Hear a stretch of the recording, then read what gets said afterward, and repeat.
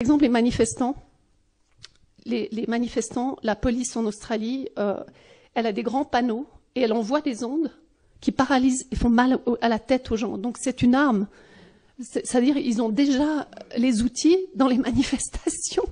Alors s'ils ont dans les manifestations, ils ont un plan qui est beaucoup plus grand. Et moi c'est là où je suis très inquiète parce que on se rend pas compte en fait de ce qui est en train d'arriver là. Ça c'est l'évolution de la technologie par l'inventaire d'Intel. Je le montrais toujours pour montrer aux gens à quel point on est largué quand ça vient avec la technologie. Parce que avant, c'est l'évolution de Intel et c'est exponentiel. Chaque 10 ans, l'évolution technologique double, triple. Enfin, c'est énorme. Jusqu'à ce qu'ils appellent le singularity is near. C'est que tous les cerveaux du monde seraient rassemblés dans un ordinateur et qu'il est plus puissant que tous les autres. Ils appellent ça singularity. On y est déjà ou on est presque. Et c'est ça, ils ont peur du basculement, de l'intelligence artificielle qui pourrait tout gérer. Je vous dis tout, le film science-fiction. Oui, moi j'essaie de le connecter quand même à la réalité. Alors il y a un truc qui me préoccupe beaucoup, bien sûr que c'est les 5G parce ils ont augmenté énormément. Il y a des experts comme Mark Steele, Stone, il y en a d'autres qui ont mis une alerte sur les lampes qui ont été changées partout dans le monde. Vous regardez, même où j'étais à Saint-Pétersbourg, partout, il y a les mêmes LED. Et Mark Steele, il est en Angleterre, je crois, à Lancaster, il a fait descendre le lampadaire avec les flics, ils l'ont ouvert et il a trouvé à l'intérieur de ces lampes des choses qui ne devraient pas y être. Et lui, il appelle ça des armes de destruction. Il dit que c'est c'est ce que je disais hier, des radars à micro-ondes. Alors, moi, je suis pas experte, mais lui, il dit, il faut tout de suite arrêter ça, parce que c'est des armes de destruction, c'est des lasers. Tu connais? Bon. Et, ouais. Donc, voilà, on arrive à un endroit maintenant où je suis obligée d'en parler, Bruno en a parlé, c'est-à-dire que on est dans une science où on nous a caché l'avancée des sciences. Et une des choses que maintenant je sais, qui était une des pièces du puzzle, c'est que Jacques Benveniste avait trouvé des codes synthétiques qu'on pouvait associer à un état biologique. Mais c'est des codes synthétiques. Et j'aimerais bien que tu en parles un petit peu, peut-être, ou que tu expliques mieux que moi. C'est des codes bionumériques que moi j'ai retrouvés d'ailleurs dans des annexes du papier que j'ai fait pour les juges, où j'ai mis les codes bionumériques à la fin en me disant c'est dingue, c'est incroyable. Donc DARPA, code bionumérique, on peut enclencher Ebola. Et ce qui rejoint quoi? Le booklet que je vous invite à voir de novembre l'année dernière, où la CDC, le Centre des maladies, le Center of Disease Control, a publié une BD pour le militaire qui s'appelle Préparation à la pandémie des zombies. Et donc, si on va dans l'hypothèse du scénario que c'est possible, c'est tout à fait possible que les gens, ce qui va arriver maintenant, ils pètent les câbles, ou ils n'arrivent plus à se diriger, ou ils sont mal, et que on va devoir être face à des personnes qui se comportent pas d'une façon aussi normale que ce qu'on pensait. Parce qu'ils ont eu des codes et qu'ils obéissent à des codes. Alors ça, c'est possible, mais il y a aussi des anticodes. Aux États-Unis, en Californie, il y a tout un travail sur la bioacoustique que les globalistes connaissent très bien, puisque les banques nous ont déjà enregistré le signal de notre voix vocale et qui vous reconnaît la voix. Ça m'est arrivé, une banque en Suisse, et qui m'a répondu un message avec mon nom. Alors que donc, vous voyez, eux, ils le savent déjà. Voilà. Donc, on est dans l'ère et nous, on parlait il y a la note et il y a l'antinote.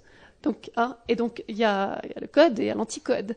Et donc, on a des solutions et c'est ça qui est bien. Et je suis dans des groupes qui développent, en fait, des genres de boucliers de ces champs électromagnétiques toxiques. Donc j'espère qu'on trouvera des solutions parmi vous aussi dans le futur. Et donc on revient à l'eau qui est un des éléments principaux. Et comment tu veux, Thierry, Jacques conclut avec toi maintenant. Tu voulais aussi parler encore un message pour la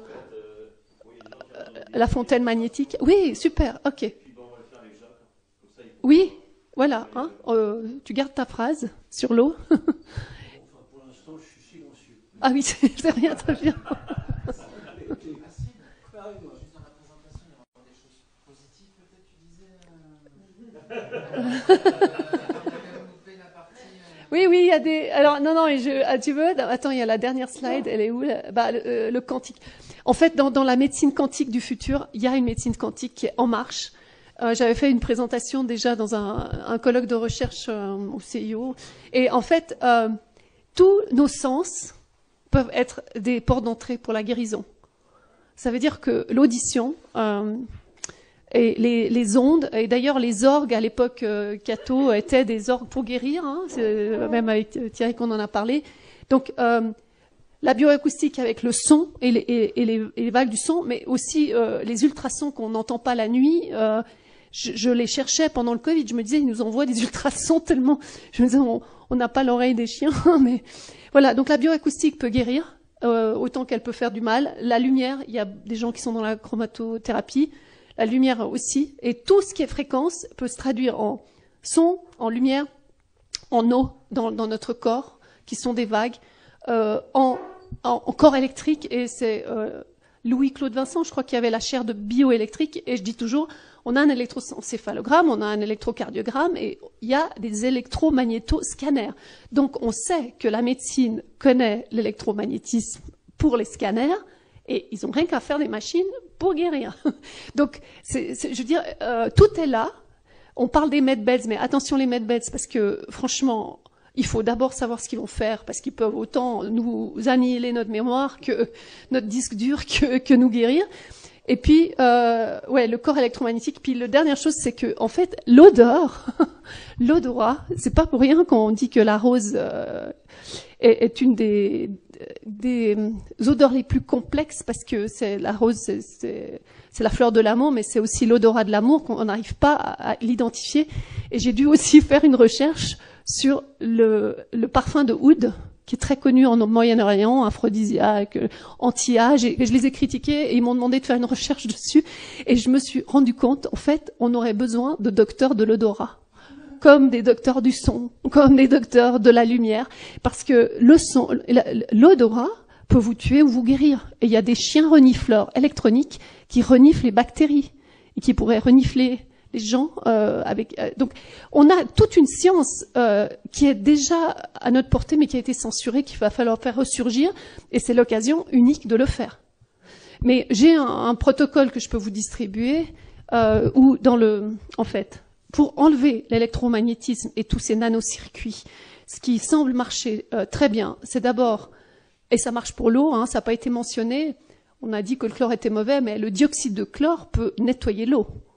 Le dioxyde de chlore est quelque chose qui dissout les nanocircuits et qui est utilisé par Andreas Kalker avec 5000 médecins dans le monde et surtout en Amérique latine et qui est un peu un Karcher qui enlève parasites, bactéries, etc., qui marche très bien en 24 heures pour certaines personnes et qui est un traitement de base contre la maladie de Lyme et contre d'autres maladies. Donc il y a des tas de médicaments qui existent. Ça, c'est un des exemples pour ceux qui sont vraiment pas bien. Et ça guérit du glyphosate, l'autisme créé par le glyphosate d'ailleurs. Donc ça, c'est une chose que je dis comme base. Mais sinon, pour l'oxyde de graphène, c'est Ricardo Delgado et son équipe et d'autres qui ont trouvé que pour enlever l'identité et le fait que vous pouvez mettre vos cuillères sur l'épaule, il faut prendre soit ou le NAC, N-acétylcystéine, qui est du fluimicyle en France et en Suisse d'ailleurs, c'est de complément alimentaire, et ou du glutathion. Le glutathion est plus efficace apparemment pour certains, et ça se trouve comme complément alimentaire chez Gragnon, chez Orthomedix, Orthovital, il y a plusieurs sites. Et puis, donc, glutathion, NAC et zinc. Zinc, c'est un régénérateur de cellules, avec la vitamine C, qui a eu le prix Nobel, et la vitamine C n'est pas une vitamine, c'est une molécule qui nettoie en profondeur, d'ailleurs,